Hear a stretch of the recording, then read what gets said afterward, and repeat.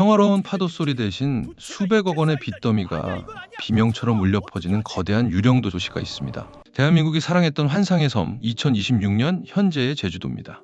우리는 비싸서 여행도 포기했는데 왜 이 섬에는 수십억짜리 최고급 타운하우스들이 매일 밤 불이 꺼진 채 썩어가고 있는 걸까요? 서울 와, 여의도를 여의도 통째로 미쳤어. 덮을 만큼 금매가 쏟아진 이렇게 많아? 빈집들이 지금 이거 다 코인 사야겠다. 결제까지 일자리를 받아주겠다며 찾고 있나? 처절하게 주인을 네, 구걸하고 주인이 있습니다. 필요합니다. 단순한 좋아, 이걸로 관광지의 시작하게. 몰락을 넘어 내 세금으로 건설사의 거대한 빚을 닦아주려는 이 소름 돋는 전국구 붕괴의 첫 번째 도미노를 함께 파헤쳐 보겠습니다. 현재 제주도에 쌓여있는 미분양 주택의 80%는 아직 땅만 파놓은 상태가 아닙니다. 페인트 칠의 조경까지 다 끝내놓고도 주인을 찾지 못해 텅 비어버린 건설업계에서 가장 두려워하는 악성 재고입니다. 그 숫자가 무려 2,000채를 훌쩍 넘어섰습니다. 웬만한 대단지 아파트 여러 개가 통째로 유령 마을이 된 셈이죠.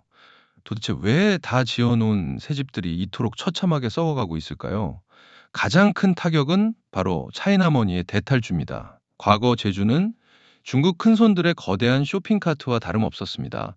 하지만 중국 본토의 경제가 휘청거리고 자본 통제가 심해지자 상황은 180도 뒤집혔습니다. 돈줄이 마른 중국의 자산가들은 지금 제주도에 사뒀던 별장과 타운하우스를 헐값에 던지며 무서운 속도로 현금을 빼들고 본토로 도망치고 있습니다. 믿었던 큰손들이 한순간에 썰물처럼 빠져나가자 한 달에 수억 원씩 나가는 PF 대출 이자를 견디지 못한 건설사와 시행사들은 그대로 나가떨어졌습니다. 그 결과가 무엇일까요? 지금 제주지방법원은 그야말로 경매의 무덤이 되었습니다. 수십억을 호가하던 오션뷰 고급 빌라들이 반의 반 값에 공매로 쏟아져 나오고 있는데도 유차례 유차를 거듭하며 먼지만 쌓여가고 있습니다. 그런데 여러분, 진짜 소름 돋는 비극은 여기서부터 시작됩니다. 건설사들의 오만과 중국 자본의 이탈이 만들어낸 이 거대한 콘크리트 애물단지를 지자체가 어떻게 치우려 하는지 아십니까? 바로 이 악성 재고를 주워 담는 다주택자들에게 취득세를 절반이나 깎아주겠다는 파격적인 혜택 카드를 꺼내들었습니다. 가족들과 흑돼지 한번 구워 먹기 겁나는 미친 물가에 평범한 우리 국민들은 비행기 티켓마저 취소하고 있는 마당입니다. 그런데 건설사들이 자기들 배불리겠다고 버려놓은 이 끔찍한 투기판의 손실을 왜 조세감면이라는 이름으로 국민들의 피 같은 세금이 대신 닦아줘야 하는 걸까요? 망해야 할 기업은 파산하게 두는 것이 시장의 원리인데 그 빚의 성벽을 세금으로 감싸 안아주려는 기막힌 구출 작전이 지금 우리 눈앞에서 벌어지고 있습니다. 도대체 왜 대한민국에서 가장 아름다워야 할 섬이 이런 거대한 폭탄을 떠안게 된 걸까요?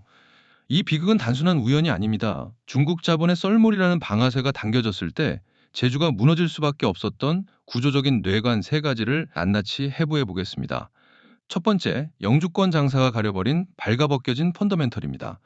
그동안 제주도의 화려한 집값 상승은 철저하게 부동산 투자 이민제라는 달콤한 신기루였습니다.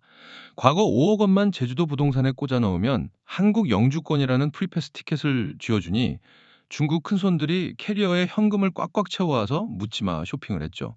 외지 자본이 밀려와 동네 땅값이 뛰니 다들 부자가 된 줄 알았습니다. 하지만 정부가 영주권 투자 기준을 10억 원으로 두 배나 올려버리고 중국 본토 경제마저 휘청이며 이 신기루가 뚝 끊기자 끔찍한 진짜 현실이 드러났습니다. 제주도민들의 진짜 구매력, 즉 펀더멘털은 얼마나 될까요? 안타깝게도 제주 지역의 평균 임금은 전국 17개 시도 중 압도적인 꼴찌 수준입니다. 그런데 집값과 분양가는 어떻습니까? 서울과 대구에 이어 전국 3위, 4위를 다툴 정도로 미쳐 날뛰었습니다. 영주권 티켓을 노리던 중국인들이 빠져나간 자리를 결국 도민들이 채워줘야 시장이 돌아가는데 한 달에 300만 원 남짓 버는 사람들이 평당 수천만 원짜리 타운하우스를 어떻게 삽니까? 편의점 알바 월급을 주면서 매일 강남 오마카세를 사 먹으라고 강요했던 기형적인 경제 구조가 산산조각 난 겁니다. 두 번째, 건설사들의 지독한 오마카세 병입니다. 이 기형적인 구조를 가속화한 주범은 건설사들의 탐욕입니다. 이들은 진짜 집이 필요한 평범한 도민들이나 실거주자는 철저하게 무시했습니다. 그저 바다 뷰만 보이면 영주권 필요한 외국인이나 서울 부자들이 알아서 척척 사주겠지라는 오만함에 빠져 있었죠. 인프라도 없는 외곽 지역 귤밭을 밀어버리고 수요 예측은커녕 그저 프리미엄 하이엔드라는 껍데기만 씌운 채 초고가 분양을 강행했습니다. 서울 강남에서나 통할 법한 비즈니스 모델을 제주도 시골 마을에 그대로 복사해서 붙여넣기 한 겁니다. 시장의 경고음을 무시한 채 타겟팅을 완전히 헛짚은 배짱 장사의 결말은 이토록 참혹했습니다. 세 번째, BJ 도미노가 부른 경매장 셧다운입니다. 아무리 비싼 오마카세를 차려놔도 손님이 안 오면 식당은 망해야 합니다. 부동산 개발도 마찬가지입니다. 대부분의 시행사들은 자기 돈이 아니라 은행에서 빌린 막대한 PF 대출로 사업을 벌입니다. 한 달에 이자만 수억, 수십억 원씩 쏟아져 나가죠. 건물을 다 지었는데도 분양이 안 되니 돈줄이 막히고 이자를 못 버틴 건설사들은 줄줄이 쓰러지고 있습니다. 결국 이들이 짓다만 혹은 다 지어놓고 텅 빈 유령 건물들은 지금 제주지방법원 경매장으로 폭포수처럼 쏟아져 내리고 있습니다. 5억 하던 집이 3억, 2억으로 반토막이 나도 아무도 거들떠보지 않습니다. 떨어지는 칼날을 맨손으로 잡을 바보는 없으니까요. 시장 스스로가 이 거대한 탐욕의 덩어리들의 사망 선고를 내린 겁니다. 제주도만의 특수한 상황이라고 안심하고 계셨습니까? 안타깝게도 이 끔찍한 전염병은 이미 바다를 건너 육지 깊숙한 곳, 심지어 서울의 턱 밑까지 침투했습니다. 단순한 불안감이 아닙니다. 잔인하리 많지 차가운 숫자로 이 거대한 붕괴의 실체를 증명해 드리겠습니다. 먼저 붕괴의 진원지인 제주의 현주소부터 짚어보죠. 통계청 발표에 따르면 제주는 십수년 만에 처음으로 인구 탈출 러시가 시작됐습니다.